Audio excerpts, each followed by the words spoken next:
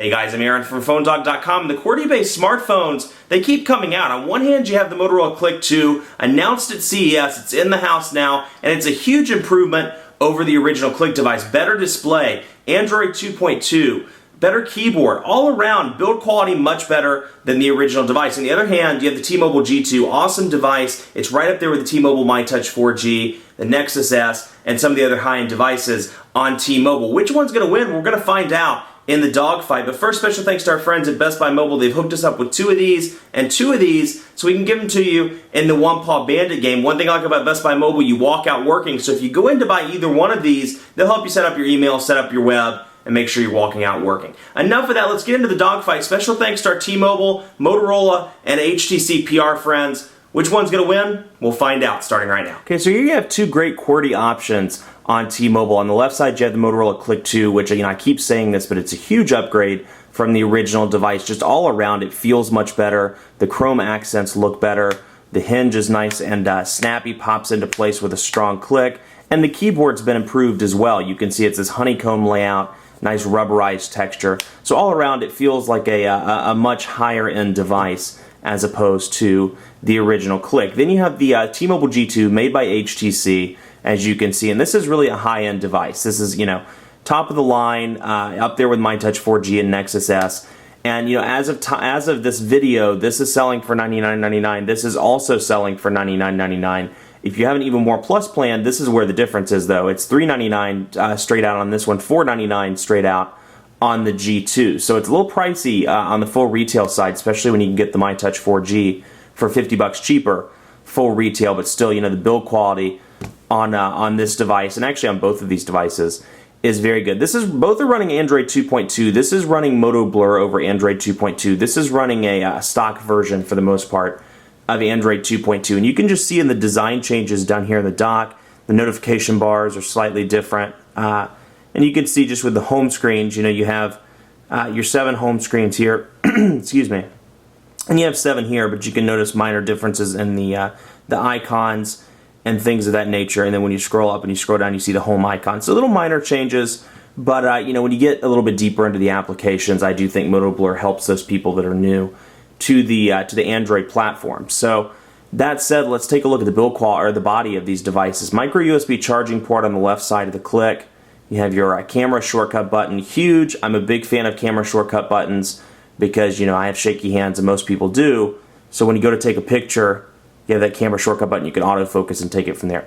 Volume rocker, and then like the iPhone, it has the switch to make it silent and turn the volume back on. 3.5mm headphone jack, power button, 5 megapixel camera on the back. Now this has a 1 gigahertz processor, like I said, has a 5 megapixel camera, and the display is 3.7 inches. So reasonable display, edge-to-edge display, much better than the original CLIQ's 3.1-inch display. And a 1420 milliamp battery on this one. On the T-Mobile G2, you have an 800 megahertz processor, but it's a next-generation Snapdragon processor, which performs better, based on my testing, than the original 1 gigahertz Snapdragon processor. So keep that in mind. While the clock speed may be lower, it still performs, in most cases, better. Volume rocker on the left, micro USB charging port on the left. Then you have your camera shortcut button on the right. This is a cool feature of this device, the battery latch to the door. See, I pop it open and the door pops off. Very easy to open, close it like that. But instead of having to worry about how the door opens and closes, you can just pop that switch. 5 megapixel camera, flash, 3.5mm headphone jack, and power button as well. Now this has a QWERTY keyboard as well, and it sports HTC's Z hinge. If you watch my videos, you already know what this does, but for the sake of those that haven't watched, you can see it's, instead of sliding straight up, it slides up and over. So it's a neat, unique little hinge, as opposed to something like this that just slides straight up. That slides up and over. Now the downside to this, if you're text messaging in bed or you're doing something upside down, the hinge doesn't keep itself up. So it will pop back down if you're holding it upside down. So something to keep in mind there. But build quality wise, I have to give it to the G2. Both of these devices are fantastic when it comes to build quality, but the G2 really takes the cake in terms of these nice metal accents, both around the battery door and around the screen. Now in the bottom, you have 4 capacitive buttons on both of these devices: menu, home, back, and search. And then the menu and home buttons are flipped on the T-Mobile G2. You also get the added benefit of an optical trackpad down here on the bottom of the G2 so you can navigate without having to use the touch screen. Let's take a look at the widgets, actually, jump right into that, because one thing I do like about MOTOBLUR, the widgets are fantastic. We'll scroll over here and you can see some of the widget samples here, the date and time widget, for example. Now, a lot of people don't like this. MOTOBLUR gets a bad rap. It's still one of my favorite manufacturer installed interfaces because I do like the widgets. You can see just on the widgets front, the widgets are customizable. So you can see, I'll open up Charlotte here. You can expand it out. You can expand the weather. It'll tell you with an X if you can't go that far, but they're customizable. Instead of a big widget just plopping itself down on your screen, you have the ability to kind of customize those to your liking. For example, somebody's Chase account balance is a little low. Let's see. You can make it a little bit smaller. You get the idea, but I just think they're very intuitive. It's nice that they added that customization option.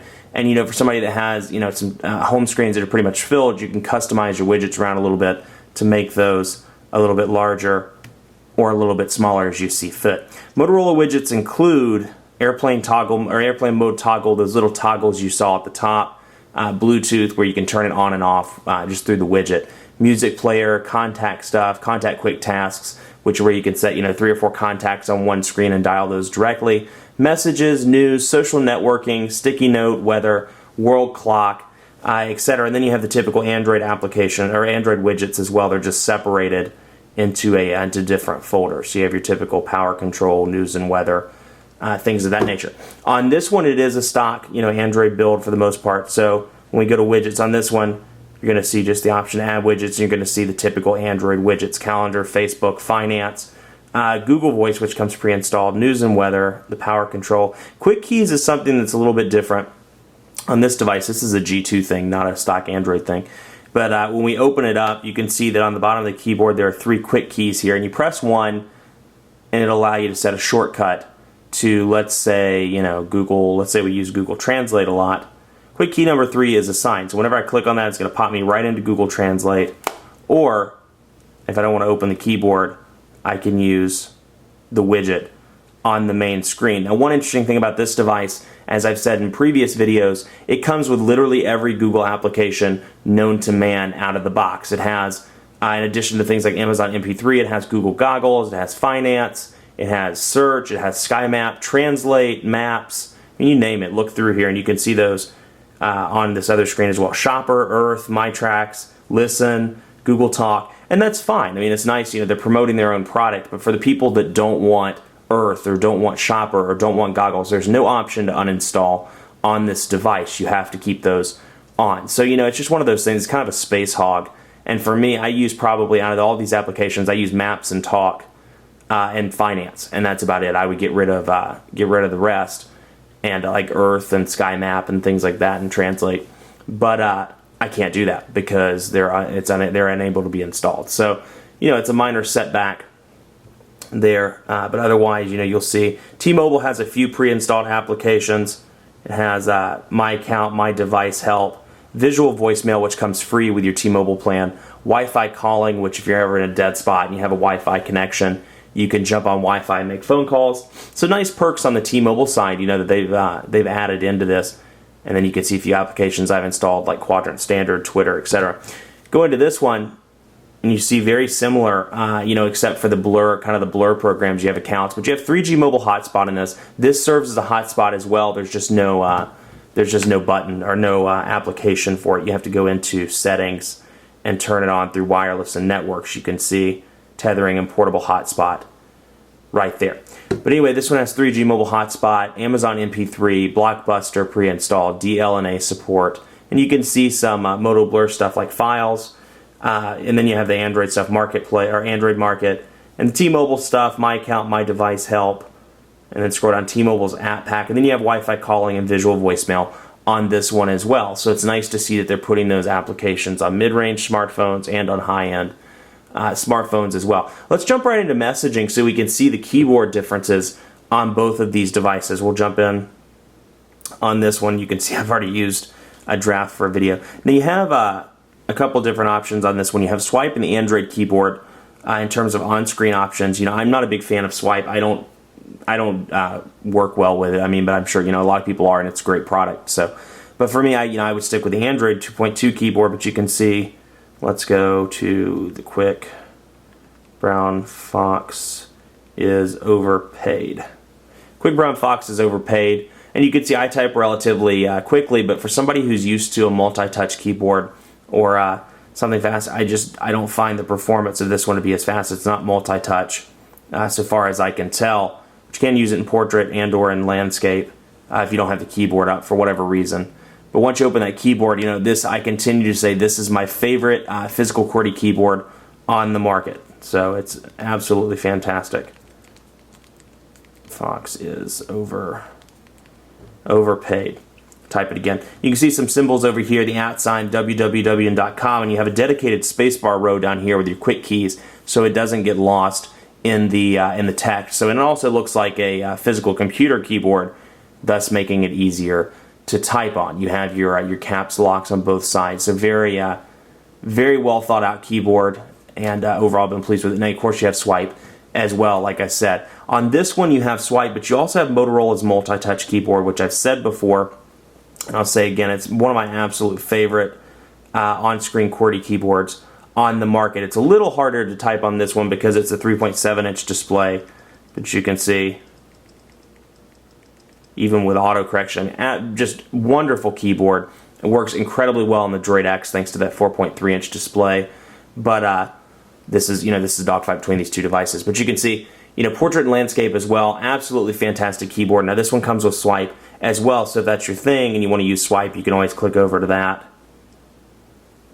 and use swipe and do it that way. Now you have your on-screen keyboard also, your physical QWERTY as well, excuse me, and you have this honeycomb layout, and it's an improvement in my opinion over the original CLIQ. They say it's an improvement. They say they really worked hard to improve the keyboard over the original CLIQ. You see you have your D-pad over here, you have some buttons over here, your back, your enter, your OK, then you have caps over here and your symbols as well. Notice that on this one also the space bar is a dedicated row, which just makes me very happy.